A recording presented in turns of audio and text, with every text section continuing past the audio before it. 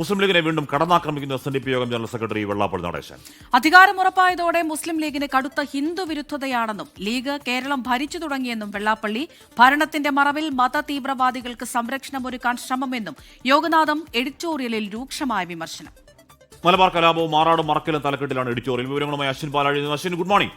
അപ്പോൾ അത് വെള്ളാപ്പള്ളി നടേശൻ ഇപ്പോൾ തുടങ്ങിയതല്ല, വളരെ നേരത്തെ തുടങ്ങിയതാണ്. LDFന്റെ ഒരു ഘടകകക്ഷി എന്ന മട്ടിൽ തന്നെയായിരുന്നു വെള്ളാപ്പള്ളിയുടെ ആ തെരഞ്ഞെടുപ്പ് കാലത്തെ സ്റ്റാൻഡിംഗ് എന്ന് പറഞ്ഞാൽ SNDPയുടെ കാര്യമല്ല, വെള്ളാപ്പള്ളിയുടെ വ്യക്തിപരമായ കാര്യം. ഒരുപാട് വർഗീയ പ്രസ്താവനകളൊക്കെ ഉണ്ടായി. അത് തെരഞ്ഞെടുപ്പിൽ ഒരു ഇമ്പാക്ട് ഉണ്ടാക്കുകയും ചെയ്തു. അതിനുശേഷവും 102 സീറ്റാണ്. അത് കഴിഞ്ഞ് വെള്ളാപ്പള്ളി വിടുന്നില്ല. Ashwin. Ashmi, Amritha, very good morning. Vellappally നടേശനും മുസ്ലിം ലീഗുമായുള്ള തർക്കങ്ങൾ അവർ കൊണ്ടും കൊടുത്തും മുന്നേറുന്നതൊക്കെ കാലങ്ങളായി മലയാളികൾ കാണുന്നതാണ്. ഇപ്പോൾ തെരഞ്ഞെടുപ്പിൽ വൻ വിജയം ഉണ്ടായതിനു ശേഷവും UDFന് വൻ വിജയം ഉണ്ടായതിനു ശേഷവും വെള്ളാപ്പള്ളിയുടെ ഭാഗത്തു നിന്നുള്ള ഇത്തരത്തിലുള്ള വർഗീയ പരാമർശങ്ങൾ അടങ്ങിയ ലേഖനങ്ങൾ തുടരുകയാണ്. SNDP യോഗത്തിന്റെ മുഖപത്രമായ യോഗനാഥത്തിന്റെ എഡിറ്റോറിയലാണ് കടുത്ത വിമർശനങ്ങളും വർഗീയ പരാമർശങ്ങളും അടങ്ങിയ എഡിറ്റോറിയൽ ഇന്ന് വെള്ളാപ്പള്ളി നടേശൻ എഴുതിയിരിക്കുന്നത്. മലബാർ കലാപവും മാറാടും മറക്കില്ല എന്ന തലക്കെട്ടിൽ എഴുതിയിരിക്കുന്ന ഈ എഡിറ്റോറിയലിൽ ഭരണത്തിന്റെ മറവിൽ UDF ഒപ്പം മുസ്ലിം ലീഗ് മത തീവ്രവാദികൾക്ക് സംരക്ഷണം ഒരുക്കാൻ ശ്രമിക്കുന്നു എന്ന കടുത്ത ആരോപണമാണ് വെള്ളാപ്പള്ളി നടത്തിയിരിക്കുന്നത്. അധികാരമേൽക്കുന്ന UDF സർക്കാർ ഈ ശ്രമങ്ങൾക്ക് കുട പിടിക്കുമോ എന്ന കാത്തിരുന്ന് കാണണം എന്നും പറയുന്നുണ്ട്. മതേതര സമൂഹത്തിന് മുന്നിൽ മുസ്ലിം ലീഗ് ഉടുമുണ്ടഴിഞ്ഞു നിൽക്കുകയാണ് എന്നാണ് വെള്ളാപ്പള്ളി പറയുന്നത്. ഒപ്പം KM ഷാജിയെ മന്ത്രിയാക്കാനുള്ള നീക്കങ്ങൾക്കെതിരെയും പറയുന്നുണ്ട്.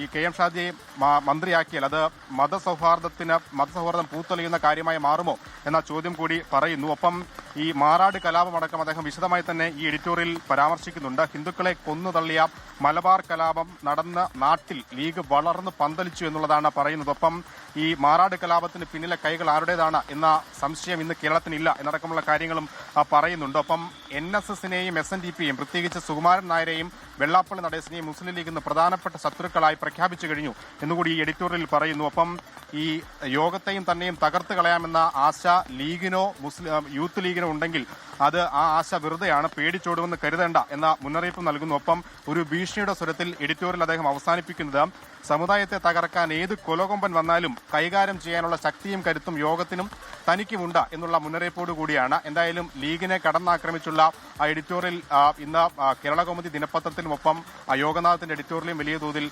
വന്നിട്ടുമുണ്ട്. ഹാഷ്മി, അമൃത.